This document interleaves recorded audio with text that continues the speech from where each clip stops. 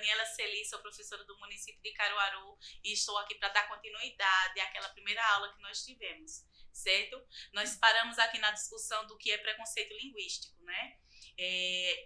Só para vocês lembrarem, a questão era a norma, ou seja, os usos da língua que o eu poético emprega sofre algum tipo de preconceito social? Por quê? Nós estamos falando aqui do primeiro texto da proposta, que é Seu Doutor Me Conhece, de Patativa do Assaré, certo? E nós vimos que sim, né, porque os usos que ele faz são bem marcados ali, de forma rural, e que esses usos estão relacionados também à situação socioeconômica desse falante.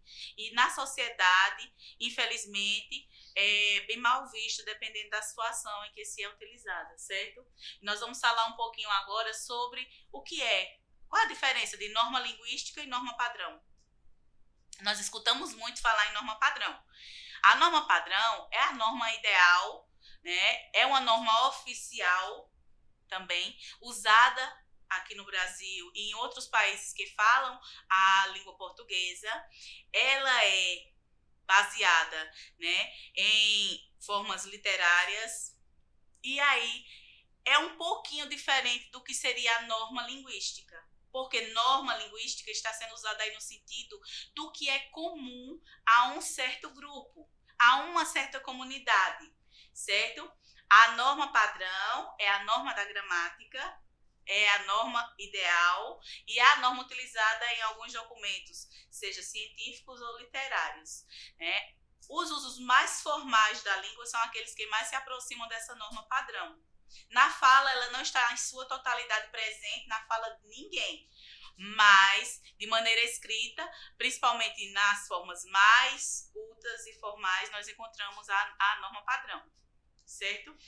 Veja só, quando o Patativa do Assaré traz aquele uso é encontrado em várias regiões do país, até de pessoas que nunca se encontraram. Então, os cientistas da língua dizem que são normas, são, de certa forma, regras que se utilizam, que são utilizadas por aquele grupo e que podem ser analisadas, tá certo? Então, essa é a diferença entre norma padrão e norma linguística. Bom, gente, voltando aqui ao nosso texto, eu gostaria que vocês vissem novamente essa primeira estrofe, lembrando que estrofe é o agrupamento de versos, né?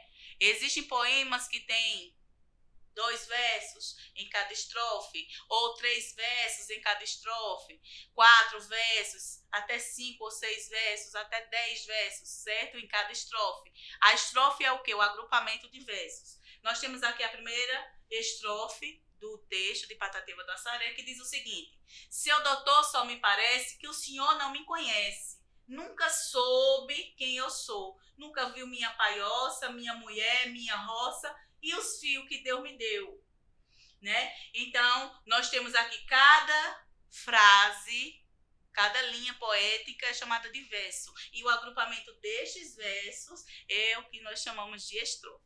Só para revisar, né, que vocês já estudaram isso com certeza. E aí a questão da letra B é: na primeira estrofe, o eu poético apresenta os elementos que podem levar alguém a conhecê-lo.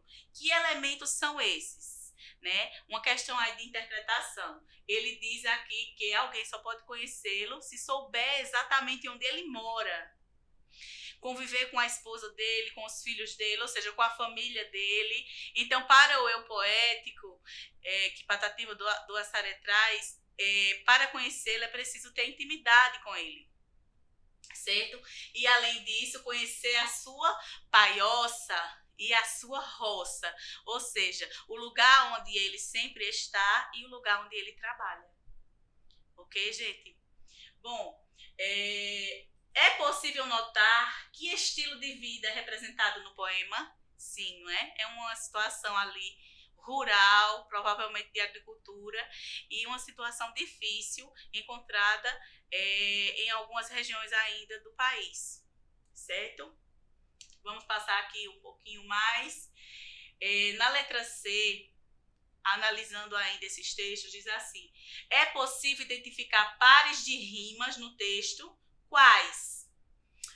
A variação linguística contribui para a construção de rimas? Olha só, para iniciar, o que são rimas? Né? Rimas são, na verdade, a semelhança que existe entre algumas palavras ali na parte final desta palavra. As rimas, elas são semelhanças de sons. Elas podem ser totalmente iguais a esses sons ou apenas parecidos.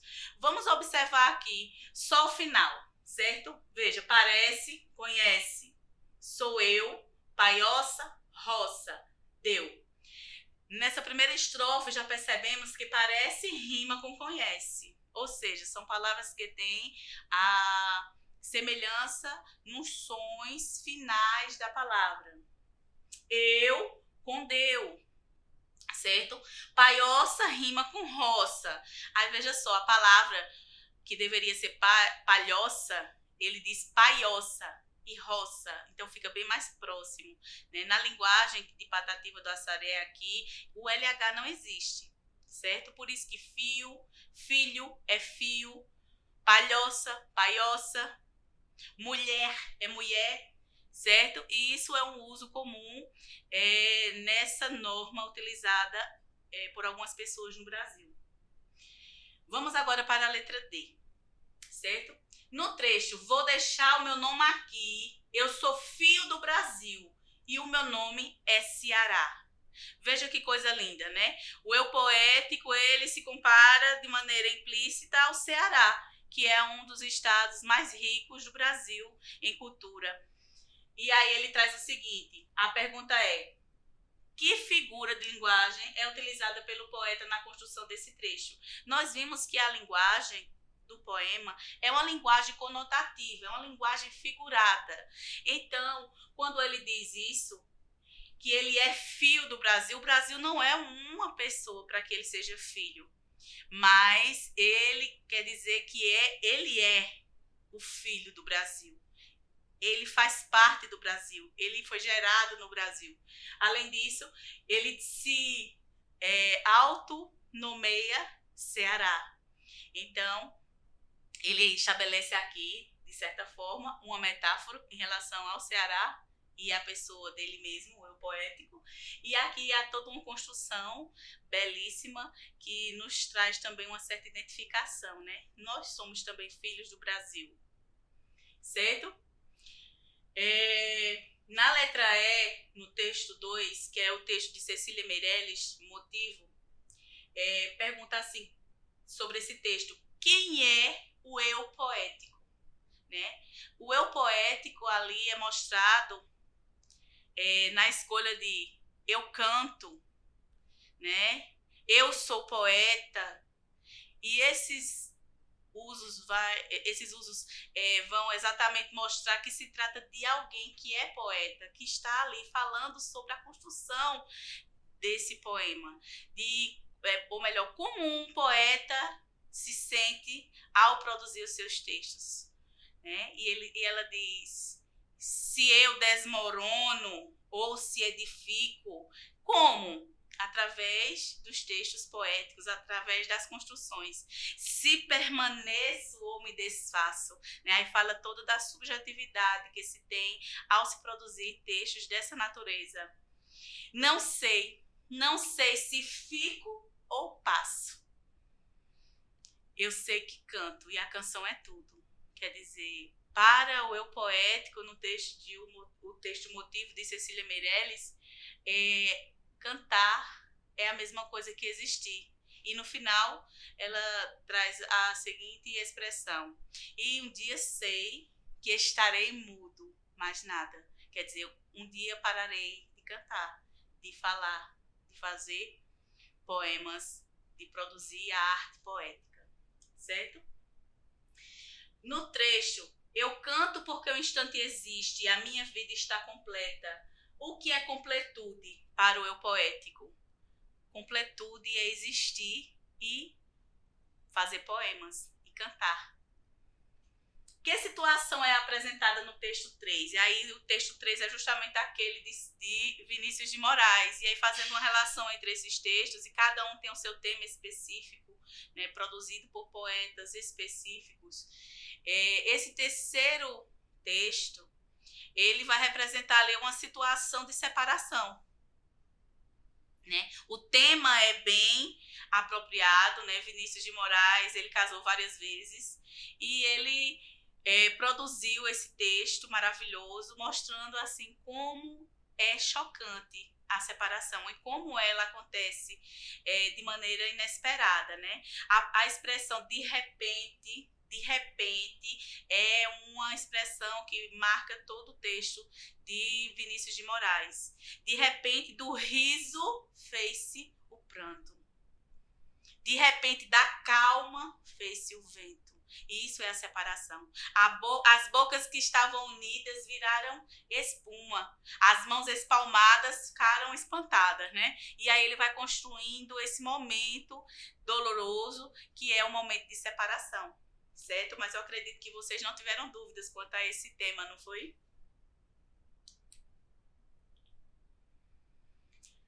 Bom, gente,